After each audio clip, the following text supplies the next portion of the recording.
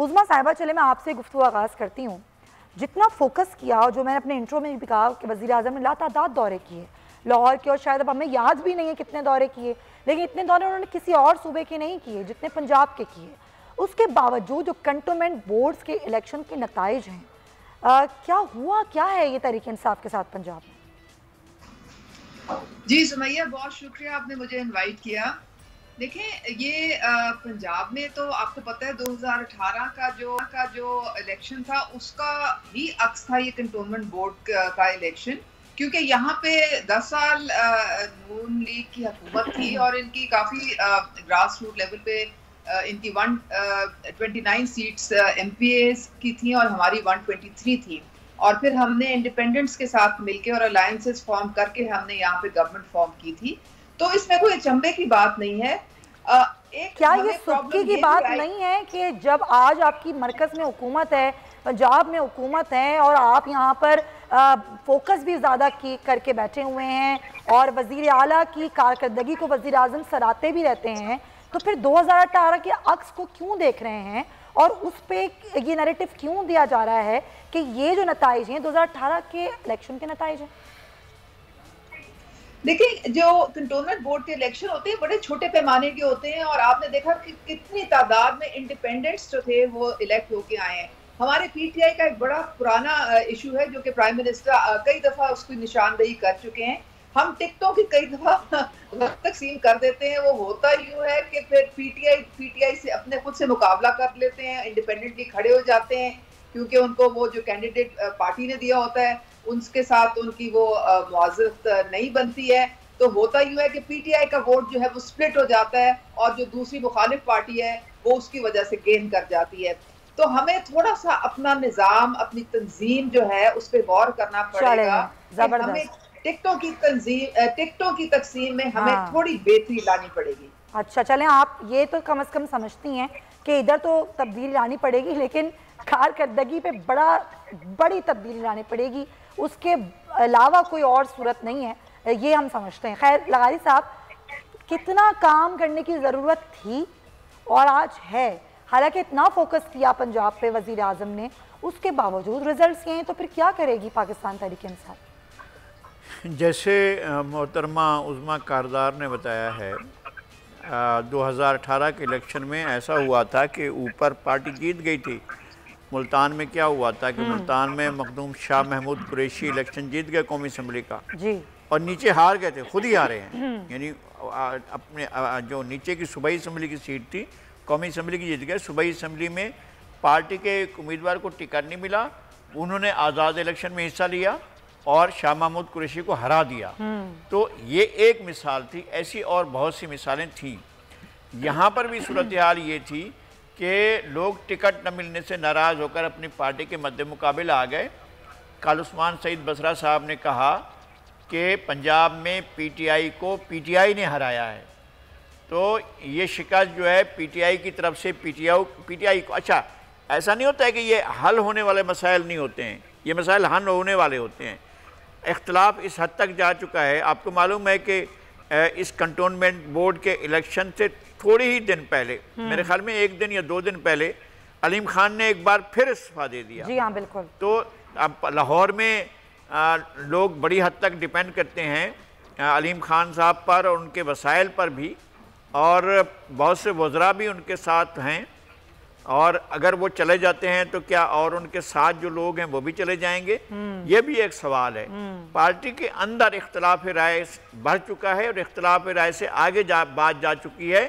अब लोग जो हैं एक दूसरे के अच्छा, ये आप समझते हैं लगारी साहब कि इख्तलाफ राय एक वजह है, सही टिकट की तकसीम एक वजह है, लेकिन मुस्लिम लीग नून का गढ़ कहने वाला लाहौर आज ये साबित हो गया कि मुस्लिम लीग नून को इन्होंने चुना, क्योंकि वो बहुत बड़ी तादाद में उन्होंने यहाँ से सीटें हासिल की। राना सनाउल्लाह साहब हमारे साथ मौजूद हैं, पाकिस्तान मुस्लिम लीग नून से, उनसे बात करते हैं। राना साहब, बहुत शुक्रिया आपका। जो कंटोनमेंट बोर्ड्स के इलेक्शन के नताइज हैं, क्या आपके लिए हैरान कुन थे या आपको उम्मीद थी कि ऐसा ही होना है? नहीं, देखें, ये कंटोनमेंट के या बल्दियाती इलेक्शन, इवन जो ज़िमनी इलेक्शन है, ये वैसे होते सिटिंग गवर्नमेंट के हैं। उसकी वजह ये है कि इससे कोई तब्दीली तो आनी नहीं होती है, और ये होता है कि जी गली का, सड़क का नाली का, सीवरेज के ये मसले होते हैं लोगों के, तो ये तो इनके खिलाफ लोगों की नफरत है कि ये जो है कोई इलेक्शन जो है वो जीत नहीं पा रहे और हर जगह पे एक्सपोज हो रहे हैं। मैं ये आपको बता दूं कि ये जो मर्जी ये इनकी आप सारा दिन गुफ्तगू सुने वज़रा की, इतनी वो जो है वो नफरत अंगेज गुफ्तगू करते हैं। आप ये देखेंगे कि जब जनरल इलेक्शन आएगा ना, जैसे कि टिकट सेटअप आएगा, ये लोग अपने घरों से बाहर नहीं निकल सकते। लोग जूते मारेंगे इनको, जूतों के हार पहनाएंगे इनको, और ये इलेक्शन कैंपेन नहीं कर सकेंगे। 2013 के इलेक्शन में पीपल्स पार्टी पंजाब में इलेक्शन कैंपेन नहीं कर सकती, नहीं तो उन्होंने तो फिर भी चलो को थोड़ा बहुत जो है वो मीटिंग कर ली थी, ये उस काबिल भी नहीं रहे। इनके खिलाफ इतनी नफरत है, और जो इन्होंने कर दिया है, इन्होंने अपने मुखालिफिन के साथ जो किया है, इन्होंने जो सियासी इंतकाम के नाम पे किया है, लोगों के घरों पे बुलडोजर चलाए हैं इन्होंने, और ऊपर से फिर लूट मार इतनी कर रहे हैं। यानी इतनी करप्शन है कि कोई काम पैसे के बगैर नहीं हो रहा। यानी आप मुझे बताएं कि डिस्ट्रिक्ट का एसपी और डीसी जो है वो पैसे देके लग रहे हैं। यानी ये जो इन्होंने हशर कर दी है, ऐसा हशर तो जो है वो पिछले 74 साल में नहीं किसी ने देखा। लेकिन ऑपोजिशन उस तरह से एक्सपोज नहीं कर पाई अभी तक हुकूमत को, ना ही कोई खास तहरीक कामयाब हुई। अभी आप लोग एक और एहतजाज करने जा रहे हैं, महंगाई के खिलाफ ये एहतजाज होगा, ये कब से शुरू होगा और ये एहतजाज किस तरह का होगा? देखें, ये जो एहतजाज है, देखें यदि ये हमारे खित्ते की जो पॉलिटिकल पार्टीज हैं या पाकिस्तान की पॉलिटिकल पार्टीज हैं, वो जो है वो उस अंदाज से मुनज़्ज़म सियासी कुव्वत नहीं है जिस तरह से सियासी जमातों को होना चाहिए। इसमें सियासी जमातों का भी कसूर है, और ख़ास तौर पे जो इस्टेब्लिशमेंट है उस वो सियासी जमातों ने तोड़ फोड़ उन्होंने बड़ी की, और जो है वो जिस तरह की सख्तियाँ, तो ये इसलिए ये काम चलते चलते चलेगा। लेकिन ये मैं आपको बता दूं कि जब इलेक्शन का वक्त आएगा तो ये मामला अपने पीक पे चला जाएगा, और अगर इलेक्शन इस मरतबा फ्री और फेयर ना हुआ तो उसके बाद फिर अनारकी होगी। सर, तो ये फ्री एंड फेयर इलेक्शन कैसे होगा? इलेक्ट्रॉनिक वोटिंग मशीन के इस्तेमाल की बात की जा रही है, ऑपोजिशन तो बात ही नहीं कर रही ना, ऑपोजिशन बैठ के डिस्कस करने के मामले पर नहीं आ रही। आप तो एकदम से ये कहते हैं कि हमें बात ही नहीं करनी है। वो तो फ्रॉड है, उसके ऊपर हम क्यों बात करें? सर, क्या फ्रॉड है उसमें? उसमें फ्रॉड ये है कि वो जो इलेक्ट्रॉनिक मशीन है उसमें आप मुझे ये बताएं कि कोई नक्श पड़ जाता है सुबह 8 बजे से लेके 5 बजे तक, फिर इलेक्शन बर्बाद हो जाएगा वहाँ पे। उसमें जो डेटा फीड होगा, आप जाके थंब इम्प्रेशन लगाते हैं, आपका वोट ही नहीं निकलता, मैच करता है, कौन होता है वो जो उसको डेटा फीड करना है, किसने करना है? नादरा ने करना है, गवर्नमेंट ने करना है।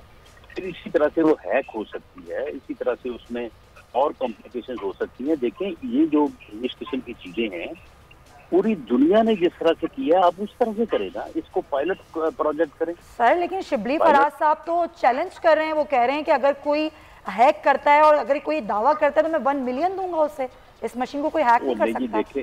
देखें ये तो ऐसे ही खामखा जो है ना वो इस बात के पीछे लगे हुए हैं। आप मुझे ये बताएं कि चलें ये कंटोनमेंट इलेक्शन था तो करवा देते इसके ऊपर, चलो पता चल जाता। सही। अब जो है कोई ये अपना पायलट प्रोजेक्ट करें, हर शहर में, हर जिले में, वो 1-2 हल्कों में उनमें करके देखें, उससे पता चल जाएगा। फिर ऑपोजिशन बात कर लेगी हुकूमत के साथ बैठ के? नहीं, हुकूमत के साथ हम बात क्यों करें? ये काम तो इलेक्शन कमीशन का, हमने इनको कहा था कि अपनी इलेक्ट्रॉनिक मशीन और अपना जो भी आप अमेंडमेंट करनी चाहते हैं ये इलेक्शन कमीशन को दे दें। ये इलेक्शन कमीशन की ड्यूटी है, वो आप भी चले जाएं वहाँ पे, हमें भी बुला लेगा, वहाँ पे बैठ के बात हो जाएगी। ये तो अपने जो है वो निकलते ही नहीं अपने कमेटी रूम से, और वहाँ पे जो जाता है उसको गालियाँ देते हैं, इलेक्शन कमीशन को गालियाँ देते हैं। सब्सक्राइब करें और बेल दबाएं ताकि कोई खबर रह न जाए।